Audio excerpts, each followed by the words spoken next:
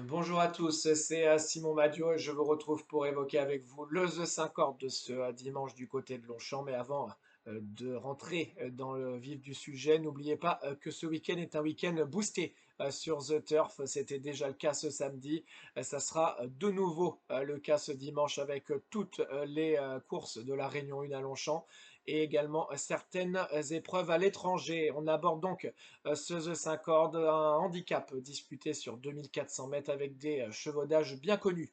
Au départ, le départ justement sera donné à 15h15, ça sera dans le troisième rendez-vous du programme. Et on attaque donc cette épreuve avec celui qui sera notre favori et coup de poker. Le numéro 15, Xylophono, qui ne gagne pas souvent, qui n'a d'ailleurs pas gagné dans cette catégorie, mais dernièrement, pour une petite rentrée, il a très bien couru du côté de la Teste en faisant longtemps illusion pour la victoire. Dans cette catégorie des grands handicaps, il avait pointé le bout de son nez en avril sur cette piste en étant très malheureux, en rangeant son frein un long moment avant de bien finir. Il avait ensuite terminé aux portes de la bonne combinaison du côté d'Angers. Ici, il se retrouve avec un petit poids. Si son jockey arrive à trouver les bons dos et à ne pas être trop loin à l'entrée de la ligne droite, ce cheval entraîné en Espagne pourrait faire un déplacement fructueux. On y croit un peu à ce numéro 15, Xylophono. En deuxième position, on trouvera le numéro 1, Zulu Warrior, qui a été moyen en début de saison et puis il a retrouvé la bonne carburation en s'imposant dans une course pour gentleman et en s'imposant surtout dans la course référence du 4 août du côté de Dieppe en devançant une majorité d'adversaires qu'il va retrouver ici. Alors forcément, il a été pénalisé, se retrouve avec 61,5 kg, mais le cheval de Madame Fabre avait gagné l'Isted dans sa jeunesse, finalement en train de rattraper le temps qu'il a perdu ces derniers mois. Certes, sa marge est donc plus limitée, mais on le sent encore capable de confirmer et de jouer un très bon rôle. En troisième position, on trouvera le numéro 4, Uro Preto, qui n'a pas été mauvais dans cette course du 4 août. Il aurait même pu terminer plus près avec une ligne droite un peu plus limpide. Mais on sent ce pensionnaire de Michael Delzangle sur la montante. Il est capable de bien faire à cette valeur. Il a tiré un bon numéro. C'est sans doute un bon point d'appui, ce numéro 4, Uro Preto. En quatrième position, on retrouvera le numéro 14, Zilrak, qui alterne entre les bas de tableau de la première épreuve, les hauts de tableau des deuxièmes épreuves, avec une certaine réussite, une grande régularité. Ce n'est pas le plus grand des gagneurs, mais ce pensionnaire de Jean-Luc Bonez et Patricia Butel s'adapte à toutes les distances, à tous les terrains, avec ce bon numéro. Nul doute qu'il soit en mesure de jouer un bon rôle. En cinquième position, on retrouvera le numéro 11, Martin, qui fait de bonnes choses également actuellement. C'est un cheval qui sait bien finir ses courses, qui est en plein sur sa distance. Il aurait sans doute préféré une piste plus souple, mais avec un bon parcours lui aussi, est capable de rentrer dans la bonne combinaison.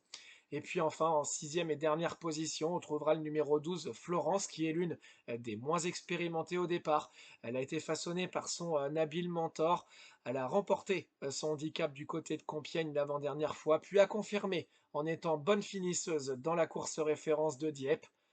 Avec ce numéro, elle devrait se retrouver peut-être un peu loin, mais si la course est suffisamment rythmée, la pouliche est clairement capable de venir jouer les troubles faits. On récapitule donc avec en favori coup de poker le numéro 15 Xylophono, ensuite deux bons points d'appui sans doute, le numéro 1 Zulu Warrior et le numéro 4 Uro Preto. Le 14 Zilrak qui est une chance très régulière, le 11 Martin et le 12 Florence en chiffres 15, As, 4, 14, 11 et 12. Pour les repérer, on reste dans un premier temps du côté de la Réunion 1 à Longchamp avec tout d'abord le 204 Hot Headed dans un groupe 3, le prix Gérald de Joffre qui verrait donc ce pensionnaire de l'écurie Godolphin doubler la mise après sa victoire dans le prix Michel Ouivet du côté de Deauville dernièrement, où il battait des adversaires qu'il va retrouver ici. Il a pu prendre l'avantage et est reparti de plus belle dans la ligne droite. On sent que c'est vraiment un poulain fait pour les longues distances. Il faut désormais confirmer, mais c'est une très belle occasion de le faire ce dimanche. On y croit beaucoup à ce 204 Hot Idit, départ de la course à 14h30.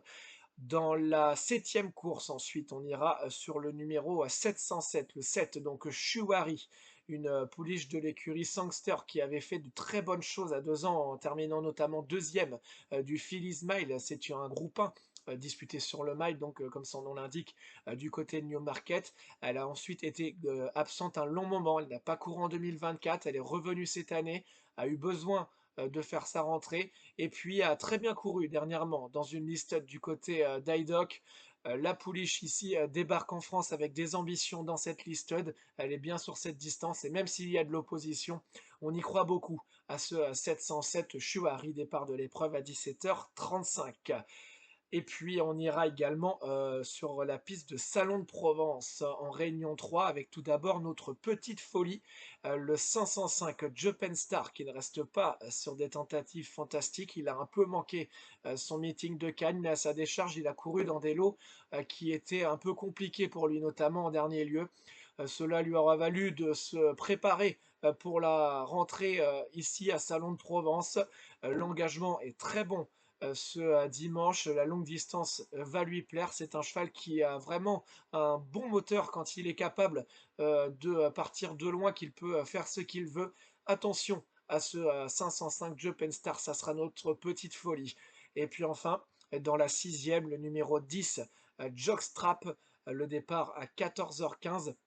Le cheval de l'écurie Bonardel, mené par Yannick Alain-Briand, vient de très bien courir du côté de Cannes-sur-Mer en terminant bien.